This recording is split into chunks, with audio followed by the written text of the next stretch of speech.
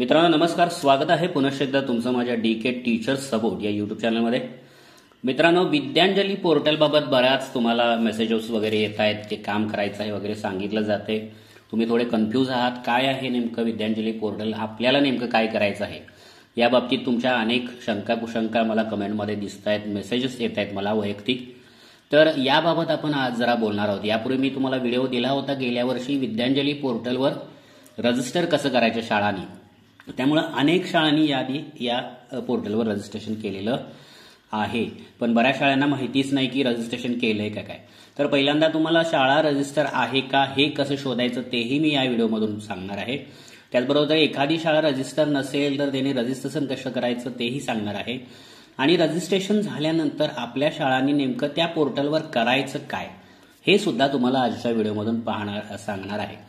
मित्रांनो, विद्यांजली पोर्टल हे शिक्षण सप्ताहामध्ये सुद्धा होतं आणि आता मुख्यमंत्री माझी शाळा सुंदर शाळा या अभियानामध्ये या विद्यांजली पोर्टलवरील कामाला 3 गुण देण्यात आलेले आहेत। याचाच अर्थ हे पोर्टल थोडंसं महत्त्वाचं आहे, यावर केलं जाणारं काम सुद्धा महत्त्वाचं आहे।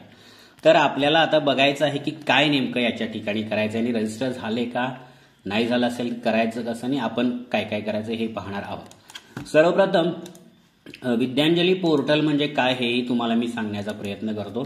बघा, इथं मी थोडंसं सर्चमध्ये टाईप करतो विद्यांजली आणि एंटर करतो। आता विद्यांजली पोर्टल हे एक असं व्यासपीठ आहे की ज्या ठिकाणी शाळा आणि शाळेला देणगी देणारे लोक या दोघांना एकत्र व्यासपीठ या विद्यांजली पोर्टलनं उपलब्ध करून दिलेलं आहे। आता नेमकं काय बघा, विद्यांजली अ स्कूल व्हॉलेंटियर प्रोग्राम, हा व्हॉलेंटियर प्रोग्राम म्हणजे स्वयंसेवक किंवा स्वयंभावी संस्था यांच्यासाठीचा हा प्रोग्राम आहे। आता यांनी काय करायचं आहे बघा, तर आपल्या शाळेला अनेक गरजा असतात, मग सेवेच्या गरजा असतात किंवा साहित्यांच्या सुद्धा असतात। कधी कधी आपल्या शाळेला टीचिंगचं काही पुरवणारे लोक हवे असतात, टीचिंग पुरवणारे फ्रीमध्ये, बरं का, स्वयंसेवक याचा अर्थ फ्रीमध्ये। काही गेम्स किंवा काही आर्ट अँड क्राफ्ट शिकवणारे लोक आपल्या शाळेला हवे असतात, जे आपण समाजाचा सहभाग घेत होते। तर त्या लोकांना आपण या पोर्टलद्वारे आपल्या शाळेकडे आकर्षित करू शकतो। त्याचबरोबर वस्तुरूपात आपल्या शाळेच्या काही गरजा असू शकतात, प्रोजेक्टर असेल, संगणक असेल, फर्निचर असेल, बऱ्याच गोष्टी असतात। तर त्या गरजा सुद्धा डोनेटवाल्याकडून किंवा दात्यांकडून आपण या पोर्टलच्या द्वारे प्राप्त करू शकतो। आणि काही अशा सेवाभावी संस्था आहेत, काही वैयक्तिक असे लोक आहेत जे आपल्याला किंवा शाळेंना अशा काही वस्तू आणि सेवा देण्यासाठी इच्छुक असतात, पण त्यांना सुद्धा माहीत नसतं की कुठल्या शाळेमध्ये कोणकोणत्या गरजा आहेत। तर या दोघांनी जेव्हा या ठिकाणी विद्यांजली पोर्टलवर आपली माहिती भरली तर दोघांना एकमेकांच्या ओळख होईल आणि एकमेकांना आपलं सेवा पुरवता येईल, शाळांना आपली गरज पूर्ण करून घेता येईल आणि दात्या लोकांना आपली सेवा आणि वस्तू रूपानं शाळेला देता येईल। तर या गोष्टीसाठी या विद्यांजली पोर्टलची निर्मिती करण्यात आलेली आहे। आणि महत्त्वाचं म्हणजे ministry of education government of India म्हणजे केंद्र सरकारची ही वेबसाईट आहे, जी की देशातील सर्व शाळांसाठी लागू आहे आणि सगळ्या शाळांनी यावर काम करायचं आहे। जर माझी शाळा सुंदर शाळा मुख्यमंत्री या शाळेसाठी जर तुम्हाला 3 गुण घ्यायचे असेल तर यावरचं काम महत्त्वाचं असणार आहे। किंबहुना तिथं गुण घ्या न घ्या, पण या ठिकाणी तुम्ही प्रत्येकाने काम करायचंच आहे। आता तुम्ही म्हणाल यावर तुम्ही तुमची मागणी नोंदवल्यानंतर तुम्हाला ते मिळेलच का, असं काहीही सांगता येत नाही। मिळेलच असं सांगता येत नाही, पण ते आपलं काम तर आपण करून ठेवायचं आहे शासनाच्या हेतूनुसार। व्हॉलेंटियर त्यांचं रजिस्ट्रेशन स्वतः यावर करतील, ते शाळा शोधतील आणि तुम्हाला रिक्वेस्ट इथूनच टाकतील। तर त्यांना काय आपण भरायचं नाही, व्हॉलेंटियरला आपण भरायचं नाही, ते त्यांचं काम, त्यांचा प्रचार प्रसार शासन बघेल त्याच्यावर भरायचं। सध्या आपण शाळेचं काम यावर करायचं आहे। चला तर आता बघूया, इथं बघा रजिस्टर आणि लॉग इन असे 2 बटन आहेत। ज्या शाळा याच्यावर नाही आहेत त्यांनी पहिला रजिस्टरवर जायचं आहे।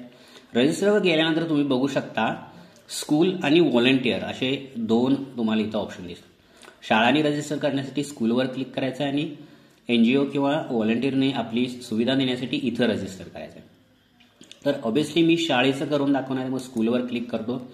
इथं गेल्यानंतर बघा, इथं हे जे 3 रेड टिक्स दिसत आहेत तुम्हाला, या ग्रीन करायच्या। आता ग्रीन कशा करायच्या, पहिल्यांदा तुमच्या शाळेचा युडायस नंबर इथं टाकायचा, हा कॅप्चा टाकायचा, व्हेरीफाय युडायस केल्यानंतर इथं ही टिक ग्रीन होणार आहे. त्यानंतर खाली मोबाईल आणि ईमेलसाठीचे विंडो ओपन होतील. आपल्या शाळेतील एका शिक्षकाचा मोबाईल नंबर टाका, ईमेल आयडी टाका, त्याच्यावर ओटीपी घ्या. ते ओटीपी इथं टाकण्यासाठी विंडो तयार होईल. ते ओटीपी टाका, व्हेरीफाय करा. मोबाईल आणि ईमेलची ही टिक ग्रीन होईल. ओटीपी व्हेरीफाईड म्हणजे तुम्ही टाकलेल्या ईमेलवर आणि मोबाईलवर ओटीपी आलेला टाकून जर तुम्ही सबमिट केलं तर ओटीपी व्हेरीफाईड सुद्धा होणार आहे. आणि स्कूल ऑनबोर्ड, जी शाळा तिथं आलेली आहे तुमची, तिला ऑनबोर्ड करायचं तिथं बटन तुम्हाला मिळणार आहे. ऑनबोर्डवर क्लिक केल्यावर एकदा शुअर करायचं, येस ओके करायचं, तुमची शाळा ऑनबोर्ड होईल आणि इथं सुद्धा टिक. तर या 4 टिक झाल्यानंतर तुमची शाळा ही रजिस्टर होणार आहे. आता तुम्ही म्हणाल हे तुम्ही दाखवत का नाही, तर मी दाखवू शकत नाही, कारण मला अशी कुठलीच शाळा माहीत नाही की जी रजिस्टर झालेली नाही. मी ज्या तालुक्यामध्ये काम करतो त्या तालुक्यातल्या जवळजवळ सर्व शाळा रजिस्टर झालेल्या आहेत. त्यामुळं माझ्याकडे तशी माहिती नाही, म्हणून मी हे सगळं तोंडी सांगितलं, या पद्धतीने तुम्ही रजिस्टर करू शकता. बरं, आता तुम्हाला मी म्हटलं तुमची शाळा ऑलरेडी रजिस्टर आहे का, ते कसं पाहायचं. तर बघा इथं सर्च स्कूल नावाचा एक ऑप्शन आहे, त्याच्यावरती क्लिक करा आणि ऑनबोर्ड स्कूल किंवा ऑल स्कूल, तर ऑनबोर्ड स्कूलला आपण क्लिक करायचं. क्लिक केल्यानंतर बघा इथं आता पहिल्यांदा तुम्ही स्टेट निवडायचं आहे. तुमचं जे पण स्टेट असेल ते तुम्ही निवडा. मी महाराष्ट्र निवडतो. त्यातील तुमचा जो जिल्हा असेल तो जिल्हा निवडा आणि त्या जिल्ह्यातले इथं ब्लॉक्स दिसतील तुम्हाला, तालुके, तो निवडा. आता इथं त्या तालुक्यात रजिस्टर झालेल्या सगळ्या शाळा तुम्हाला दिसतील. आता इथं तुम्ही बघू शकता, इथं मला जवळजवळ पहिल्या पेजवर त्यांनी 10 शाळा दाखवल्यात आणि इथं सांगितल्या बघा, शोईंग 1 to 21 स्कूल्स, टोटल 205, म्हणजे 205 शाळांनी रजिस्टर केलेलं आहे शिराळा तालुक्यातील. आता या शाळांनी काय करायचं आहे, पुढचं काम करायचं आहे. त्यासाठी त्यांनी लॉग इन करायचं आहे आणि लॉग इन करून मग पुढचं काम कसं करायचं ते सांगतो. तुम्ही इथं शाळेचं नाव टाकून सुद्धा एखादी शाळा शोधू शकताय. बघा इथं शाळेचं नाव टाकलं आणि या सर्चवर क्लिक केला तर ती शाळा इथं तुम्हाला दिसून जाईल. आता ही शाळा दाखवत नाही कारण ऑनबोर्ड आपण सिलेक्ट केले, कदाचित ती ऑनबोर्ड नसेल. हे बघा, कदाचित मी इथं ऑल स्कूल करतो आणि परत एकदा इथं मी राज्य घेतो, त्यानंतर परत एकदा माझा जिल्हा घेतो. बघूया आपण हे ट्राय करू. त्यानंतर इथून मी ब्लॉक घेतो माझा आणि इथून ऑनबोर्ड नाही तर इथं नॉट ऑनबोर्ड असं स्टेटस घेतो आणि आता इथं माझ्या शाळेचं नाव टाकून या सर्चच्या या गोलावर क्लिक करतो. तरीसुद्धा ती शाळा येत नाही. कदाचित इथं अजून स्टेटस बदलूया, इथं ऑनबोर्ड घेऊन बघूया, येत नाही. पण इथं जरी शाळा येत नसली तरी या 205 मध्ये मात्र मला मगाशी शाळा दिसलेली आहे. तर तशाच पद्धतीने तुम्हाला बघायचे सगळ्या शाळा ज्या दिसत आहेत ऑल स्कूलमधल्या, तर त्या सगळ्या ऑल स्कूल सिलेक्ट करून तुम्ही सगळ्या काय शाळा इथं ऑनबोर्ड स्कूल्सवर जाऊन तुम्ही सगळ्या शाळा इथं बघू शकता. त्याला तोच पर्याय. ठीक आहे. आता जर शाळा तुमची आहे असं समजलं तर डायरेक्ट तुम्ही लॉग इनवर जायचं आहे. लॉग इनवरून परत एकदा इथं स्कूलवर जायचं आहे आणि इथं लॉग इन करायचं. लॉग इन करताना अर्थातच तुम्हाला तुमचा युडायस नंबर टाकायचा आहे. ओके, युडायस नंबर टाकून इथं आता लॉग इन विथ ओटीपीला क्लिक करायचं. पासवर्ड तुम्हाला माहिती नसेल तर आता इथं पासवर्ड ऑटोमॅटिक आलेला आहे, तो बसतोय की नाही बघूया आपण एकदा. ठीक आहे, हा कॅप्चा इथं टाकूया. कदाचित माझा पासवर्ड सेव्ह असू शकतो. ओके, आता मी हे टाकलेलं आहे. आता लॉग इनवर क्लिक करतो. ओके, आता काय म्हणते बघा, you have entered invalid credentials. याचा अर्थ मला याचा पासवर्ड माहीत नाही. ठीक आहे, मी लॉग इन विथ ओटीपी करतो. हा ओटीपी मला माझ्या मोबाईलवर जाणार आहे. ठीक आहे, ओटीपी करतो म्हणजे ज्यांनी इथं तो जो मोबाईल नंबर माझ्या शाळेने टाकलेला त्याच्यावर जाणार आहे. ठीक आहे, आता बघूया इथं मला ओटीपी येतोय का. तर ओटीपी येण्यासाठी मी थोडीशी माझ्या मोबाईलकडे लक्ष देतोय. तर मित्रांनो, मला ईमेलवर आलेला ओटीपी मी इथं टाकलेला आहे, कॅप्चा टाकलेला आहे आणि लॉग इनवर मी क्लिक करतो. इथे लॉग इनला झालेलो आहे मी. इथं बघू शकता हा माझ्या शाळेचा डॅशबोर्ड आहे. इथं माझ्या शाळेचं मोठं नाव तुम्हाला दिसतंय. त्यानंतर हे जे डॅशबोर्डवर सगळे हे जे चौकोन दिसत आहेत याच्यामध्ये ॲक्टिव्हिटीज आणि असेट मटेरियल असे 2 भाग दिसत आहेत तुम्हाला. आता ॲक्टिव्हिटीजमध्ये तुम्हाला तुमच्या शाळेला काही सेवा पाहिजे असतील लोकांकडून तर सेवेसाठी इथं तुम्ही नोंदणी करायची आहे. आणि जर काही साहित्य पाहिजे असेल कोणतंही संगणक किंवा आणखीन काही तर इथं नोंद करायचं. तर ठीक आहे, मी तुम्हाला काही एक ॲक्टिव्हिटी इथं नोंदवून दाखवतो. पहिल्यांदा इथं क्लिक करतो. आता इथं तुम्ही बघू शकता जी तुम्ही ॲक्टिव्हिटी नोंदवाल तिचं जर कोणीतरी ती ॲक्सेप्ट केली तर इथं कंप्लीट 0 इथं 1 येईल, पेंडिंग 0 येईल. आणि जर इथे 1 टाकलात आणि कंप्लीट हे पेंडिंग हे काय पेंडिंगमध्ये 1 राहणार, कंप्लीट 0 राहील. ठीक आहे. इथं मी ॲक्टिव्हिटीवर क्लिक करतो. आता बघा इथं तुम्हाला रेकॉर्ड नो फाउंड म्हणते. ठीक आहे. आपण इथं थोडंसं इथं प्लसचं जे चिन्ह दिसते याच्यावरती क्लिक करायचं. आता इथं तुम्हाला ॲक्टिव्हिटीज सिलेक्ट करायचे. बघा पहिल्या पेजमध्ये तुम्हाला जनरल लेवल आणि स्पॉन्सरशिप ॲक्टिव्हिटीज कोणत्या याचे पाहिजे, तर जनरल म्हटलं जेनरिक लेवल. आता कधी पाहिजे ती ॲक्टिव्हिटी तुम्हाला, कधीपासून पाहिजे, तर इथं आता मी समजा एक 10 ऑगस्ट असं निवडतो आणि ड्युरेशन इंडिक किती दिवसासाठी ती ॲक्टिव्हिटी पाहिजे, तर मी इथं एक 50 डेज असं टाकतो. Can not enter more than 50. Okay. तर इथं 10 टाकतो. 15पेक्षा 10 दिवस तुम्ही टाकू शकत नाही. आता रिक्वायर्ड स्पेसिफायझेशन इथं म्हणजे स्पेशल काय आहे तुम्हाला, नेमकं काय पाहिजे तुम्हाला त्यातून, तर पोस्ट ग्रॅज्युएट किंवा ग्रॅज्युएट व्यक्ती तुम्हाला आवश्यक आहे. त्यानंतर इथं तुम्हाला सर्व्हिस ॲक्टिव्हिटी नेम इथून निवडायचं. कोणती सर्व्हिस पाहिजे, ॲडल्ट एज्युकेशन म्हणजे प्रौढ शिक्षणाबाबत पाहिजे का, assistance for children with special needs त्यांच्यासाठी पाहिजे का, morning of gifted talented children monitoring किंवा प्रिपेरिंग स्टोरी बुक्स याच्यासाठी कोण पाहिजे का, सब्जेक्ट असिस्टन्स पाहिजे का, टीचिंग आर्ट अँड क्राफ्टसाठी कोण पाहिजे का. ह्यापैकी तुम्ही कोणतंही निवड. तुम्हाला योगासाठी पाहिजे असेल, समजा मला योगा स्पोर्ट्ससाठी एक व्यक्ती पाहिजे, तर last date of receiving application समजा मला कधीपर्यंत पाहिजे, तर मी इथं समजा आता ऑगस्ट चालू आहे, तर मी या महिन्यावर क्लिक करतो. किंवा इथं काहीतरी प्रॉब्लेम, मला इथं तारीख सिलेक्ट करता येत नाही, तुम्ही ते चेक करून बघू शकता महिना वगैरे तुमचा बदलेल काय. ठीक आहे. ओके. तर आता मी सध्या तुम्हाला दाखवायसाठी 10 निवडतो. त्यानंतर क्लास ग्रेड कुठल्या क्लाससाठी पाहिजे तुम्हाला, माझी शाळा प्रायमरी, तर मी प्रायमरी निवडतो. जेंडर तुम्हाला कोण पाहिजे, मेल फिमेल किंवा एनी पाहिजे तर एनी करू शकता. इथं एक 20 शब्दामध्ये तुम्हाला त्याचे डिटेल्स लिहायचे आहेत, काय पाहिजे वगैरे, आणि इथं टिक करून काय करायचं आहे, ही ॲक्टिव्हिटी इथं तुम्हाला पब्लिश करायची. समजा मला इथं आता डिटेल्स आवर स्कूल. एकच मिनिट, मी थोडंसं व्हिडिओ पॉज करतो जेणेकरून तुम्हाला तो वेळ तुमचा लागणार नाही. मित्रांनो जरा बघू शकता, इथं आता मी तुम्हाला दाखवतो. इथं मी ॲक्टिव्हिटी स्टार्ट, इथं समजा मी आता इथं महिना बदलता येतो बघा. समजा इथं ऑगस्टच्या आता 10 तारखेला ॲक्टिव्हिटी स्टार्ट व्हायला पाहिजे असं मी म्हणतोय, तर मला ते ॲप्लिकेशन 10 पर्यंतच घेता येणार. समजा ॲक्टिव्हिटी स्टार्ट करण्याचं जर मी डेट वाढवली, समजा मी ॲक्टिव्हिटी माझी मला वाटते की 25 ऑगस्टपर्यंत सुरू झाली पाहिजे, तर इथं मला ॲप्लिकेशन स्वीकारण्यासाठी तारीख वाढवून मिळते. तर 25ला जर सुरू होणार असेल तर 20 तारखेपर्यंत मी ती ॲप्लिकेशन स्वीकारू शकतो. आता 20 शब्दात इथं मी भरलेला आहे. 20 शब्द व्हावेत म्हणून मी थोडंसं बरंच काय टाईप करण्याचा प्रयत्न केला.